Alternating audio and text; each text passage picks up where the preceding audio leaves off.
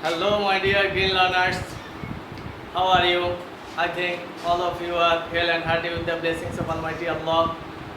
I am also fine. As usual, I am Saiful Islam with you, going to discuss about tag question. You know, we discussed in our last classes about the primary stages of or ABC of tag questions. Now I will discuss about the later parts of tag question. So I have written in the whiteboard what I will discuss today. Look at the whiteboard and you will see the title of the topics is tag question. The title of the discussion is tag question. আমি এখানে লিখেছি কিভাবে assertive এবং exclamatory সেন্টেন্সের tag question আমরা করব। গত ক্লাসে আমি ইম্পারেটিভ সেন্টেন্সের ট্যাগ কোশ্চেন করার নিয়ম সম্পর্কে তোমাদের সামনে আলোচনা করেছি। আজকে অ্যাসার্টিভ এক্সক্লেমেটরি সেন্টেন্সের ট্যাগ কোশ্চেনের নিয়ম নিয়ে আলোচনা করব। তোমরা মনোযোগ দিয়ে শুনবে, আমি আশা করছি তোমরা বেনিফিটেড হবে ইনশাআল্লাহ। হোয়াইটবোর্ডের দিকে তাকালে আমরা দেখতে পাচ্ছি অ্যাসার্টিভ এক্সক্লেমেটরি সেন্টেন্সের ট্যাগ কোশ্চেনের স্ট্রাকচার। অ্যাসার্টিভ সেন্টেন্স কীভাবে চিনতে হয় এবং এক্সক্লেমেটরি সেন্টেন্স কীভাবে চিনতে হয় এ নিয়ে আমি গত ক্লাসে বলেছিলাম। আজকে আর সে নিয়ে আলোচনা করব না। আজকে অ্যাসার্টিভ এবং এক্সক্লেমেটরি সেন্টেন্সের ট্যাগ কোশ্চেনের করার নিয়মটা কেমন হবে আমি সে বিষয় নিয়ে কথা বলবো। আমি নিজের মতো করে একটা স্ট্রাকচার দাঁড় করিয়েছি কীভাবে অ্যাসার্টিভ এবং এক্সক্লেমেটরি সেন্টেন্সের ট্যাগ কোশ্চেন করতে হয়। অ্যাসার্টিভ এবং এক্সক্লেমেটরি সেন্টেন্সের ট্যাগ কোশ্চেন করতে হলে সর্বপ্রথম আমাদেরকে দেখতে হবে সেন্টেন্সটার ভিতরে কোনো অক্সিলিয়ারি ভার্ব অথবা বিভার্ব অথবা ট্যাগ কোশ্চেনের ভাষায় অপারেটর আছে কিনা, যেটা আমি এখানে লিখেছি অক্সিলিয়ারি ভার্ব। তারপরে কি লাগবে দেখতে হবে মূল সেন্টেন্সটা কি অ্যাফার্মেটিভ নাকি নেগেটিভ। ট্যাগ কোশ্চেনের একটি মেজর বৈশিষ্ট্য প্রধান বৈশিষ্ট্য হলো অ্যাসার্টিভ এবং এক্সক্লেমেটরি সেন্টেন্সের ট্যাগ কোশ্চেন করার সময় দেখতে হয় সেন্টেন্সটা কি অ্যাফার্মেটিভ সেন্টেন্স নাকি নেগেটিভ সেন্টেন্স। যদি সেন্টেন্সটা অ্যাফার্মেটিভ হয় তাহলে ট্যাগ কোশ্চেন হবে নেগেটিভ, যদি সেন্টেন্সটা নেগেটিভ হয় তাহলে ট্যাগ কোশ্চেন হবে অ্যাফার্মেটিভ। তো প্রিয় শিক্ষার্থীরা, আমরা যে বিষয় নিয়ে আলোচনা করছিলাম সেটা হচ্ছে সেন্টেন্সটা যদি অ্যাফার্মেটিভ হয় তাহলে আমাদের ট্যাগ কোশ্চেন হবে নেগেটিভ, আর সেন্টেন্সটা যদি নেগেটিভ হয় তাহলে ট্যাগ কোশ্চেন হবে অ্যাফার্মেটিভ। অর্থাৎ মূল সেন্টেন্সে যদি নাবোধক কোনো কিছু থাকে তাহলে আর ট্যাগ কোশ্চেনে সেটা নাবোধক ইউজ করা যাবে না, আর যদি মূল সেন্টেন্সে নাবোধক কিছু না থাকে তাহলে ট্যাগ কোশ্চেনে অবশ্যই আমাদেরকে নট সংক্ষিপ্ত রূপে ব্যবহার করতে হবে। এই জন্য আমি এটা ব্র্যাকেটে দিয়ে রেখেছি, কারণ বসতেও পারে নাও বসতে পারে। কখন বসবে আর কখন বসবে না বিষয়টা আশা করি তোমরা ক্লিয়ার হতে পেরেছো, আমি আলোচনা করেছি। সর্বশেষ ট্যাগ কোশ্চেনের আমাদের যে বিষয়টা লাগবে সেটা হচ্ছে সাবজেক্টের প্রোনাউন। মূল যে সেন্টেন্সটা থাকবে সেটা অ্যাসার্টিভ সেন্টেন্স হোক এক্সক্লেমেটরি সেন্টেন্স হোক, সেই সেন্টেন্সটার সাবজেক্টটা আমাদেরকে দেখতে হবে। ওই সাবজেক্টটার প্রোনাউন বসাইতে হবে। যদি সাবজেক্টটা নিজেই প্রোনাউন অবস্থায় থাকে তাহলে যেটা আছে সেটা বসে যাবে, আর যদি সাবজেক্টটা নাউন ফর্মে থাকে তাহলে আমরা সেটার প্রোনাউন ব্যবহার করব।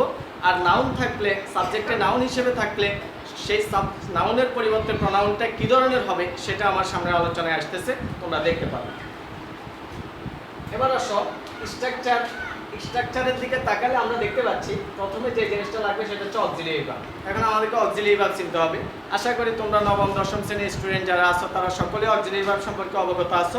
অক্সিলিয়ারি ভার্ব বা অপারেটর 24টি আমি বোর্ডে লিখে রেখেছি। অক্সিলিয়ারি ভার্ব বা operator 24টি। am, is, are, was, were, have, has, had, shall, should, will, would, may, might, must, can, could, do, does, did, there, need, ought to, used to। সবগুলোর সাথে তোমরা হয়তো পরিচিত। নিচের যে চারটি দেখা যাচ্ছে দেয়ার, need, ought to, used to, এগুলির সাথে তোমরা নবম দশম শ্রেণীর স্টুডেন্টরা হয়তো কিছুটা অপরিচিত হতে পারো বলে আমার একটা ধারণা। যাই হোক, তোমরা এখন থেকে শিখবে। ট্যাগ কোশ্চেন করতে হলে আমাদেরকে 24টি অক্সিলিয়ারি ভার্ব বা অপারেটর অবশ্যই ভালোভাবে মনে রাখতে হবে, মুখস্থ রাখতে হবে, এবং সেন্টেন্সে এগুলো আছে কি নেই এটা দেখা মাত্রই বুঝতে হবে, নির্ণয় করতে হবে। এই অক্সিলিয়ারি ভার্বগুলি যদি সেন্টেন্সটা অ্যাফার্মেটিভ হয় তাহলে এগুলির নেগেটিভ ফর্ম বসাইতে হবে। অক্সিলিয়ারি ভার্বগুলি যদি সেন্টেন্সটা অ্যাফার্মেটিভ হয় তাহলে অক্সিলিয়ারি ভার্বের সাথে নট যোগ করে তার সংক্ষিপ্ত রূপ বসাইতে হবে। সংক্ষিপ্ত রূপ বসাইতে গেলে অক্সিলিয়ারি ভার্বের নেগেটিভ রূপের সংক্ষিপ্তকরণের কিছু ব্যতিক্রম আছে। যেমন আমি যদি এম এর সাথে নট যোগ করি, এম এর সাথে নট যোগ করে আমি এই অক্সিলিয়ারি ভার্বটাকে যদি নেগেটিভ করতে যাই তাহলে নেগেটিভ ফর্ম দাঁড়াবে এইট অথবা আরএন। গ্রামারে এভাবেই আছে, এইট অথবা আরএন যে কোনো একটা ব্যবহার করলে হবে। কিন্তু কোনো স্টুডেন্ট যদি এম এর সাথে সংক্ষেপে নট যেটাকে আমরা এমেন্ট বলতে পারি, এমেন্ট যদি কোনো স্টুডেন্ট ব্যবহার করে বা যোগ করে বা এভাবে করে তাহলে সেটা ভুল বলে গণ্য হবে। এটা তোমরা মাথায় রাখবে।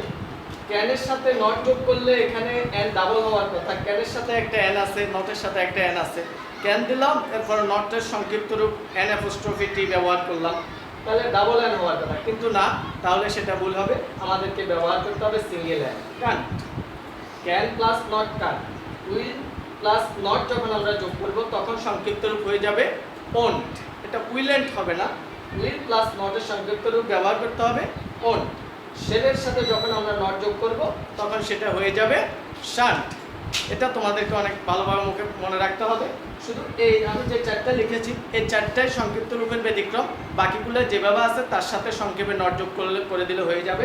যেমন ইজের সাথে নট যোগ করলে ইজেন, আর এর সাথে নট যোগ করলে aren't, wasn't, weren't, haven't, hasn't, hadn't, shouldn't, couldn't, mayn't, mightn't, mustn't, গান, এরকম ভাবে হয়ে যাবে।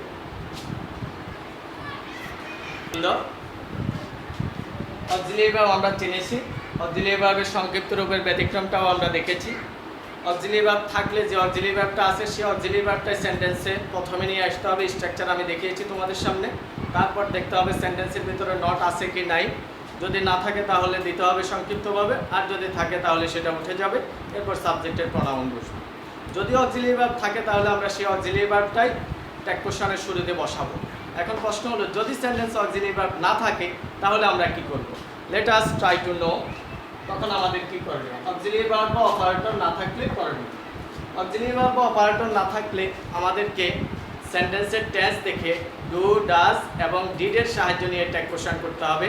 এটা আমরা ইন্টারোগেটিভ সেন্টেন্স করার সময় সাধারণত করে থাকি। অ্যাসার্টিভ থেকে ইন্টারোগেটিভ করার সময় বা অ্যাফার্মেটিভ থেকে অ্যাসার্টিভ থেকে নেগেটিভ করার সময় যদি অক্সিলিয়ারি ভার্ব না থাকে তাহলে আমরা টেন্স অনুযায়ী ডু, ডাজ, ডিড ব্যবহার করে এই ট্যাগ কোশ্চেন করতে পারি, ইন্টারোগেটিভ সেন্টেন্স করতে পারি, নেগেটিভ করতে পারি। এখন প্রশ্ন হলো ডু, ডাজ, ডিডের ভিতরে আমরা কোনটা কখন নেব? আমি বোর্ডে হোয়াইট বোর্ডে লিখে রেখেছি তোমাদের জন্য। ডাজ কখন নেব? যদি মূল সেন্টেন্সের সাবজেক্ট থার্ড পারসন এবং সিঙ্গুলার নাম্বার হয় এবং সেটা যদি ট্যাগ কোশ্চেনেও থার্ড পারসন সিঙ্গুলার নাম্বার হিসেবে বসে তাহলে আমরা ডাজ দেব। আমি একটা এক্সাম্পল লিখেছি এখানে, রূপা হেল্পস হার মাদার। তোমরা এই সেন্টেন্সটার দিকে তাকালে দেখতে পাচ্ছ এই সেন্টেন্সের ভিতরে কোনো অপারেটর নেই। একটু আগে আমি যে আলোচনা করেছি 24টি অপারেটর থাকে, সেই 24টির ভিতরে একটি অপারেটরও এখানে নেই। যদি অপারেটর না থাকে তাহলে আমি দেখব এই সেন্টেন্সটা কোন টেন্সে আছে। রূপা হেল্পস হার মাদার, এই সেন্টেন্সটা তো কোনো অক্সিলিয়ারি ভার্ব না। আমরা প্রিন্সিপাল ভার্বের দিকে তাকালে দেখতে পাচ্ছি প্রিন্সিপাল ভার্বটা প্রেজেন্ট ফর্মে আছে। আর শুধু প্রেজেন্ট ফর্মে আছে যে তাই নয়, প্রিন্সিপাল ভার্বের সাথে একটা এসও দেখা যাচ্ছে। এর মানে হচ্ছে সাবজেক্টটা থার্ড পারসন এবং সিঙ্গুলার নাম্বার। এখানে সাবজেক্ট রূপা, এটা থার্ড পারসন সিঙ্গুলার নাম্বার। রূপার প্রোনাউন যদি আমরা ট্যাগ কোশ্চেনে বসাই তাহলে সেটাও থার্ড পারসন সিঙ্গুলার নাম্বারই থাকবে, সেটা হবে শি। এই জন্য আমরা এখানে এই এস বাই এস থাকার কারণে ডাজ ব্যবহার করি। এরপরে দেখতে হবে সেন্টেন্সের ভিতরে নেগেটিভ কোনো সাইন আছে কিনা। এখানে নো, নট, নেভার, নাথিং এই ধরনের কিছুই নেই। না থাকার কারণে আমাকে সংক্ষিপ্ত রূপে নট ব্যবহার করতে হচ্ছে। আমরা এইভাবে এটা কোশ্চেন করব। পরবর্তী স্ট্রাকচার অনুযায়ী আমরা যেটা জানি সেটা হচ্ছে অক্সিলিয়ারি ভার্ব এবং নট বসানোর পরে সাবজেক্টের প্রোনাউন বসাতে হবে। আমরা মেইন সেন্টেন্সের দিকে তাকালে দেখতে পাচ্ছি এখানে মূল সেন্টেন্সের সাবজেক্ট হচ্ছে রূপা। রূপা একটা গার্ল, তো যে কোনো গার্ল যদি সিঙ্গুলার হয় তাহলে তাদের প্রোনাউন হয় শি। যে কোনো মেয়ে মানুষ, মহিলা যদি সিঙ্গুলার বোঝায় তাহলে তার প্রোনাউন হবে শি। এখন এখানে একটু ব্যতিক্রম আছে, সেটা হচ্ছে যদি ট্যাগ কোশ্চেনের সাবজেক্টটা থার্ড পারসন সিঙ্গুলার না হয়ে প্লুরাল হয়ে যায়, যদি ট্যাগ মেইন সেন্টেন্সের সাবজেক্টটা যদিও থার্ড পারসন সিঙ্গুলারে থাকে কিন্তু ট্যাগ কোশ্চেনে গেলে সেটা যদি প্লুরাল হয়ে যায় সেক্ষেত্রে বিভার্বটা চেঞ্জ হয়ে যাবে, অক্সিলিয়ারি ভার্বটা চেঞ্জ হয়ে যাবে। যেমন এখানে ওয়াজ আছে, আমি এখানে কিন্তু ওয়াজ ব্যবহার করতে পারবো না, কারণ এভরিবডি থাকলে আমরা জানি সাবজেক্টটা প্লুরাল দে হয়ে যায়। তো দের সাথে তো ওয়াজ বসে না, দের সাথে অয়ার বসাইতে হবে, যার কারণে আমি এখানে অয়ার বসাবো। এরকম ব্যতিক্রম তোমরা পরীক্ষায় আসে দেখতে পাবা। তখন হয়তো তোমরা কিছুটা নার্ভাস ফিল করবে বা অসুবিধা ফিল করবে, এটারও সলিউশন আছে, তোমাদের চিন্তা করার কোনো কারণ নেই। তাহলে ওয়ার এখানে নট নাই, আমরা নট দিলাম। আর সাবজেক্ট হচ্ছে এভরিবডি, এভরিবডি থাকলে আমরা জানি সাবজেক্টটা দে হয়ে যায়। যদি সেন্টেন্সের মেন সেন্টেন্সের সাবজেক্ট এভরিবডি থাকে, এভরিওয়ান থাকে, নোবডি থাকে, নাম থাকে, সোজা কথা এভরি যুক্ত, ওয়ান যুক্ত, বডি যুক্ত শব্দগুলোর প্রোনাউন প্রেপোজিশনে দে হয়ে যায়। এবার আসলে আমরা ডু কখন নেব। যদি সেন্টেন্সের ভিতরে কোনো অপারেটর না থাকে তাহলে আমরা দেখব প্রিন্সিপাল ভার্বটা কোন ফর্মে আছে। একটু আগে আমরা জানতে পারলাম প্রিন্সিপাল ভার্বের সাথে এস বাই এস থাকলে সাবজেক্ট যদি থার্ড পারসন সিঙ্গুলার হয় তাহলে ডাজ বসাতে হবে। এখন আমরা দেখতে পাচ্ছি প্রিন্সিপাল ভার্বটা প্রেজেন্ট ফর্মে আছে। প্রেজেন্ট ফর্মে থাকলে আমরা ডু নেব, এটা আমাদের মাথায় রাখতে হবে। প্রেজেন্ট ফর্মে থাকলে আমরা ডু নেব। নট নাই দিলে আমরা এখানে সংক্ষেপে ডন্ট নট যোগ করলাম। তারপরে সাবজেক্ট নিজেই প্রোনাউন, এখানে সাবজেক্ট নিজেই প্রোনাউন, যার কারণে কোনো পরিবর্তন হবে না। সাবজেক্ট যদি নাউন হিসেবে থাকে তাহলে তার প্রোনাউন ব্যবহার করতে হবে, আর যদি সাবজেক্ট নিজেই প্রোনাউন হয় সেক্ষেত্রে যেটা আছে আমরা সেটা বসিয়ে দেব। এই পর্যায়ে আসলে ডিড কখন দেব। আমরা জানি ডিড নিজেই ফার্স্ট ফর্ম, তাহলে খুব সহজে আমরা বুঝতে পারতেছি প্রিন্সিপাল ভার্বটা যখন ফার্স্ট ফর্ম হবে তখন আমরা ডিড দেব। আমি একটা এক্সাম্পল তো হোয়াইট বোর্ডে তোমাদের সামনে লিখেছি। Rana made a mistake, Rana একটা ভুল করেছে। এখানে প্রিন্সিপাল ভার্বটার দিকে তাকালে আমরা দেখতে পাচ্ছি প্রিন্সিপাল ভার্বটা ফার্স্ট ফর্মে আছে। তো প্রিন্সিপাল ভার্ব ফার্স্ট ফর্মে থাকলে তখন আমরা ডু ডাজ দিতে পারবো না, আমাদেরকে নিতে হবে ডিড। আমি ডিড নিলাম। এই সেন্টেন্সটার ভিতরেও নট নাই, না থাকার কারণে আমাকে সংক্ষেপে নট যোগ করতে হচ্ছে ডিডের। আর সাবজেক্ট হচ্ছে রানা। রানা যেহেতু পুরুষ মানুষ, যে কোনো পুরুষ সিঙ্গুলার হলে তার প্রোনাউন হবে হি। যে কোনো পুরুষ, সেটা ভাই, চাচা, খালু, মামা, রহিম, করিম, যাই হোক, সেটা সিঙ্গুলার হলে তার প্রোনাউন হবে হি। আমি আশা করি তোমরা ডু ডাজ ডিডের ব্যবহার বুঝতে পেরেছো।